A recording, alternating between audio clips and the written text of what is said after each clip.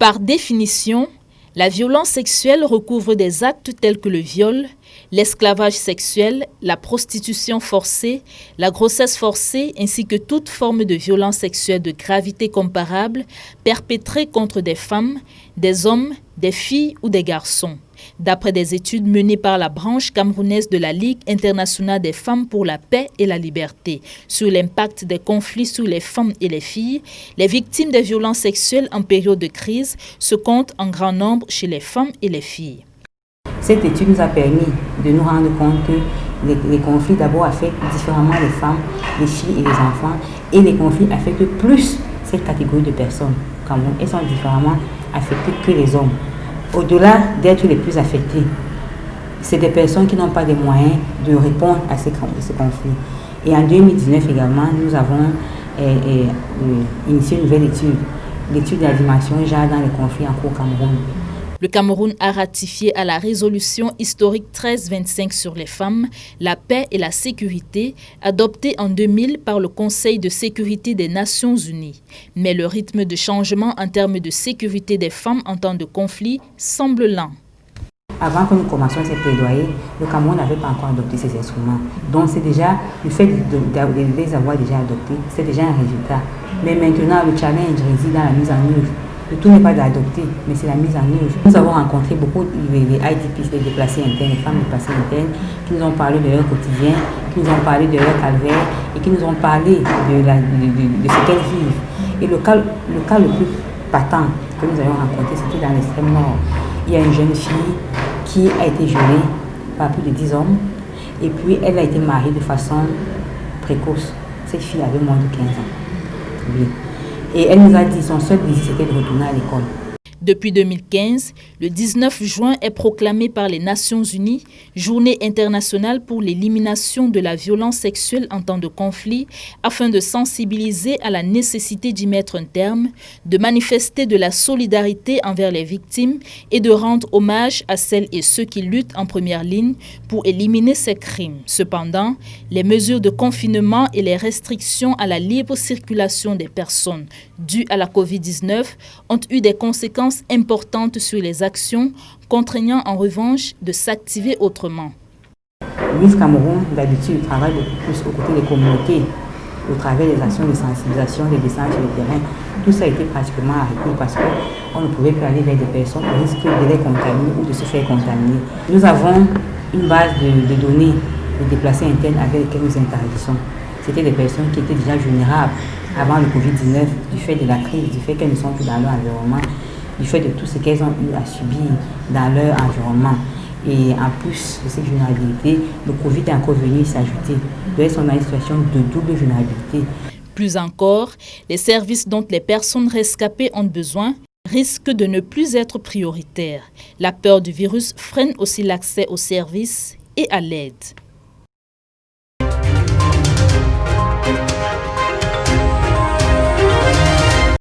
En provenance de l'entreprise de transport aérien Camerco et à destination de leurs domiciles respectifs, 250 employés sont invités à subir la note d'information portant mise en chômage technique du personnel.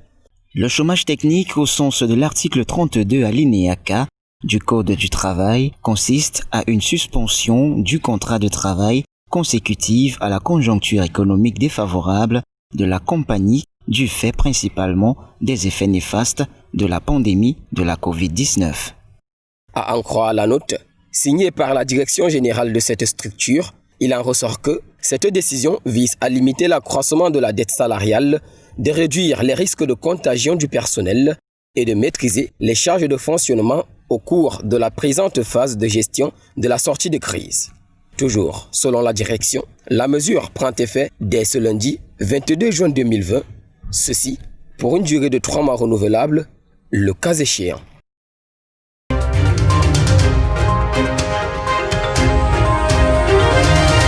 Annoncé à l'issue d'une réunion préparatoire de ses obsèques tenues à la résidence de Mbo Banjoun, l'avion transportant la dépouille du patriarche Victor Fotso a atterri à l'aéroport de Bamungum ce 20 juin 2020 aux environs de 10 heures, malgré quelques chamailles familiales qui ont conduit à une décision de justice à Paris où il est décédé le 20 mars 2020.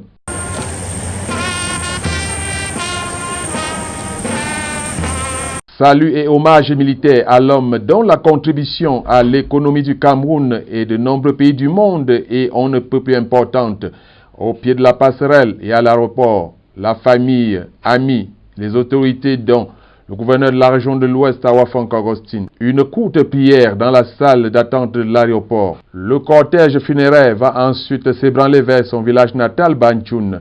2 escales sont faites à quelques-unes de ses œuvres, le stade qui porte son nom, aujourd'hui en construction par le gouvernement, et ensuite le bâtiment, la mairie de Pété Banjoun. La place des fêtes est parée d'effigies du patriarche maire de Pété Banjoun de 86 jusqu'à son décès. D'abord des hommages municipaux délivrés par Madame le maire de Pété Banjoun, Madame Niki Love Mapse Foto. Monsieur le maire, tu as toujours été passionné par le développement de Banjoun.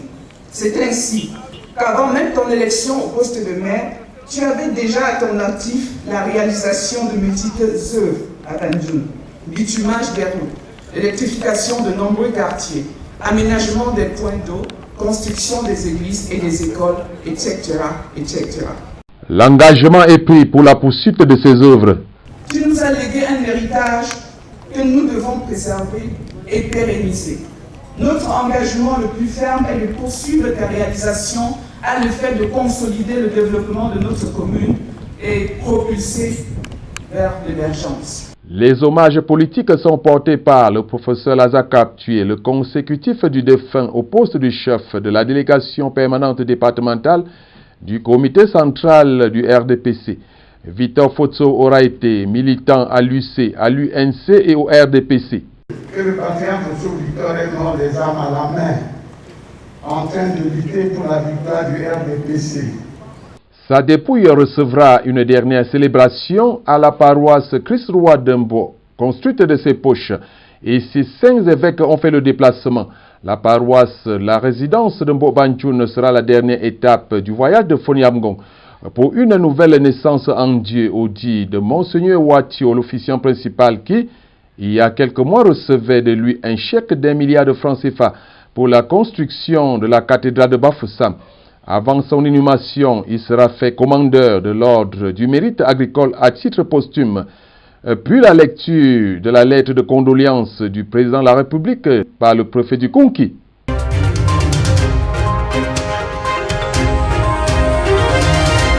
L'Amphi 750 n'a pas fait son plein d'œuvre habituel pour accueillir les responsables nouvellement nommés à l'université de Ngaoundéré. La distanciation sociale imposée par la pandémie à coronavirus oblige. Ceci n'a pas érodé la solennité de la prise des fonctions officielles des professeurs Khalidou Mamoudou et Carole Edima, fait respectivement par décret présidentiel du 22 avril 2020, directeur des infrastructures, de la planification et du développement et doyen de la faculté des sciences.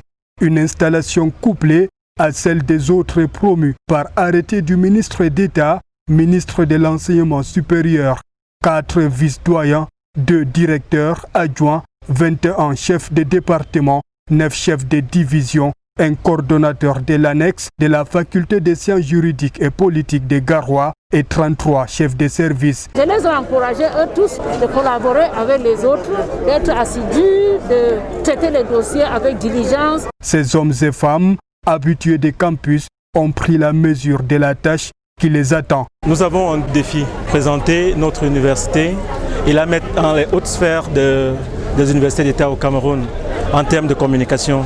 Le recteur de l'université de Ngaoundéré, le professeur Oufi Sindje Melo, dans son discours d'installation, s'est attardé sur les valeurs vers lesquelles l'institution est tournée, l'excellence académique et la bonne gouvernance universitaire.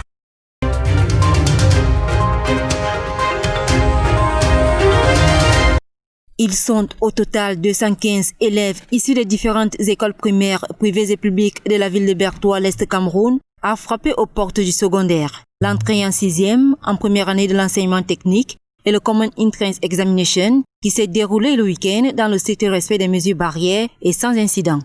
Dans le strict respect des mesures barrières, nous avons débuté les évaluations de concours depuis ce matin à 8 h. Donc on a vérifié qu'ils se lavent les mains, qu'il soit assis un par banc, en respectant la position prescrite par le ministère des enseignements secondaires. Nous avons retenu 4 matières. Il y a dictée et question, compréhension des textes, connaissance générale et les mathématiques. Et c'est en toute sécurité que ces candidats ont affronté les épreuves du tout premier concours de leur cursus scolaire, confiant au travail abattu et aux résultats attendus.